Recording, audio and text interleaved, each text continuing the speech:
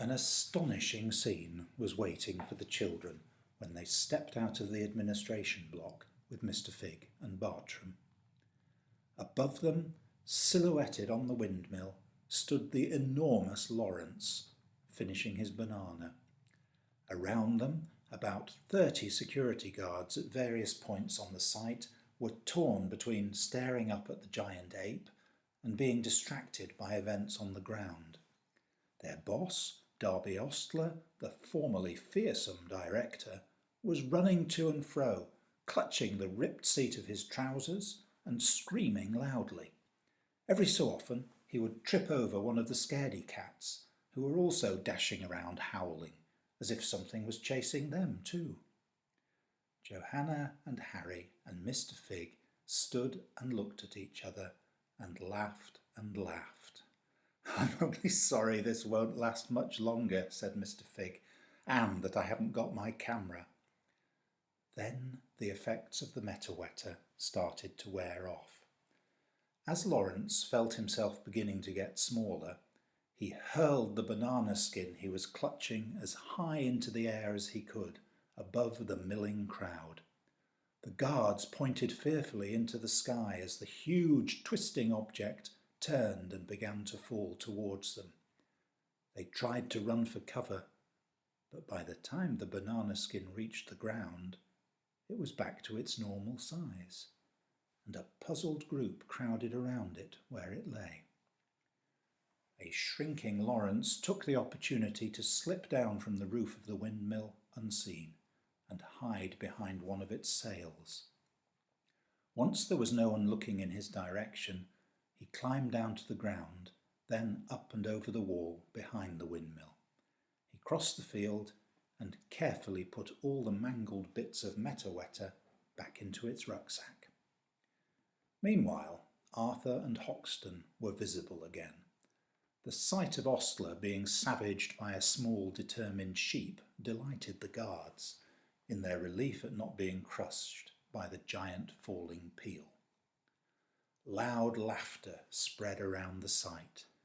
Even the scaredy cats were caught up in it. After scowling petulantly when their tiny tormentor was first revealed, they began to poke each other and snigger, pointing at their master. They were soon rolling on the floor, laughing and kicking their legs. Hoxton retreated safely to Mr. Figg's pocket. "Listen to me," screamed Darby Ostler, stamping his foot. "Stop this insubordination. I am in charge here. I am. But the crosser he became, and the louder he shouted, the worse things got. The guards, too, were now laughing uncontrollably, slapping each other on their backs and wiping tears from their eyes. Mr. Phigg twisted the knife. "Show some respect for your employer, ladies and gentlemen," he shouted. "I do believe those spotted boxer shorts are made of silk." Ostler was reduced to jumping up and down and shaking his fist while trying to hold his ripped trousers together with the other hand. Guards and cats were now completely hysterical. There was nothing he could do. It was at this point that Kenneth Mallender strode into the confusion, wearing a paisley-patterned dressing gown and fur-lined slippers, and closely followed by his butler. Darby, what on earth is going on? All this noise, these people. I was trying to get an early night. Is there some problem?" Ostler gave no reply. He ran for the gate, and as if from nowhere, a tall black horse galloped up to meet him. He leapt onto its back and disappeared into the night in a pounding of hooves. Almost immediately afterwards, sirens could be heard again, but this time coming from outside the site. They grew louder, and blue flashing lights could be seen. 2 police cars pulled in through the gate, closely followed by a van covered in the logos of the local TV station. "Now then," said a burly police sergeant, getting out of his car, "we've had some pretty strange reports. Who's in charge here? The guards stepped aside and pointed to Kenneth Mallender. Ah, Mr. Mallender, isn't it? Asked the sergeant. Yes, Sergeant, and this, he gestured around the site proudly, all of this is my new development. So, you'll be familiar with the routine here. Who's allowed on the site and when, how access is controlled, and you'll have seen what happened here tonight. Oh no, Mallender replied airily. I spent the evening quietly in my personal quarters. It's the concept that I provide, the ideas, the leadership. I have people to do that sort of thing for me. What people do you have? Darby Ostler is the site controller, and there are various managers and things under him. Darby Ostler, said the sergeant deliberately, writing the name in his notebook. And would he be any relation to the Darby Ostler who is Director of Planning at Brashley Council? Yes, or that is to say, no, not a relation. They are the same person. Same person, the sergeant wrote in his notebook. Isn't it rather odd for the person who has to approve this development to be managing the building work? Come, Sergeant, we're all professionals. He does this work part-time on a consultancy basis. There's no conflict of interest, I assure you. So where is he now? He left the site just before you arrived. I didn't see any car go past us. No, he wasn't driving. One of the listening guards decided to intervene at this point. He galloped off on a big black horse, bareback. The sergeant raised his eyebrows and wrote that down too. Perhaps I can ask you a question, Sergeant, Mallender said. How is it that a television crew arrived at exactly the same time as you did? The policeman looked him straight in the eye. Pure coincidence, Mr. Mallender. Come. You don't think we'd have tipped them off, do you? We're all professionals, aren't we? I seem to remember you saying that just now. Mallender stared back at him crossly and then glared at the crew who were busy assembling their equipment at the back of their van. Then he said in a very loud voice, Well, none of my employees will be talking to any journalists. Not if they want to carry on being my employees, that is. Now, said the sergeant, who can tell me what Mr. Ostler was doing before he suddenly rode off on a big black horse? He looked at Mallender, who shrugged. Then the guard who had spoken earlier said, The last time I saw him was downstairs in the admin block, when we apprehended the intruders. We left them with Mr. Ostler for interrogation, and we... Interrogation? I think you lot have got ideas above your station, interrupted the sergeant crossly. He pointed to his cap badge.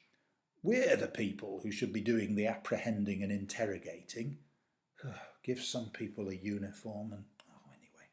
What happened then? We'd just got the call to go back down when the alarm started ringing, and then it all kicked off with the giant gorilla. The sergeant licked his pencil. Giant gorilla, he repeated slowly as he wrote. Meanwhile, the TV crew had realised that Mr. Phigg and the children were the only people who didn't work at the site, and so might be prepared to talk to them. Yes, of course, glad to help, said Mr. Phigg. I'm Winston Tickell, and I'm here with my niece and nephew as observers for the campaign for humane farming. We've been checking out Mr. Mallender's claims that he is concerned for his animals' welfare and will treat them properly. And do you think he will? I most certainly do not. Mr. Phigg leant into the camera for emphasis. This is a horrible place. Mr. Mallender's claims are just as shoddy and unreliable as his pies. We've had to rescue this sheep here from a cage with no food or water." He patted Bartram's head. "Look how scrawny the poor thing is." Bartram rolled his eyes at the camera and gave a weak, pathetic "Bah!" "Thank you for that assessment, sir. But now, what can you tell our viewers about this giant gorilla?" "Well, I may have seen something, but I'm not sure I'd call it a giant, and I really wouldn't like to go firm on the species." Johanna was keeping a close eye on the police sergeant as Mr. Phigg gave his interview. She saw a security guard pointing him in their direction. She could see that the guard was confirming that they were the intruders who had been detained earlier. So she elbowed Mr. Phigg hard in the ribs. "Not being an expert on apes—" "Ow! Sorry, we've got to go now." He grabbed Johanna and Harry's hands, and they started off running, zigzagging past the guards, heading towards the gate. The sergeant blew a whistle, and 2 other police officers, who had been gathering evidence further into the site, started in pursuit. The fugitives were just at the gate when a lunging constable's hand grabbed Mr. Figg's shoulder, and another got hold of Harry's arm. Caught. What happened next was a total blur. Hoxton shot up over Mr. Figg's chest and sank his teeth into one of the arresting hands. Then Bartram, who had got outside with Arthur and was waiting in the field, suddenly charged back in through the gate head first and knocked Harry's captor flying. In the confusion, they all got out of the sight and into the field and sprinted for the hedge at the far side. The police officers regrouped and started after them, but as they came through the gate, there was a furious pounding of hooves, and 6 soft centaurs came hurtling down the approach road and cut them off from their targets. "Oh, do keep out of the way, please," said Norman crossly as they rushed by. "I don't want anyone to get hurt, and I've just had my hooves polished." By the time the centaurs had passed and the dust had settled, and the police officers had tried to make some sort of sense of what they had just seen, the field in front of them was empty.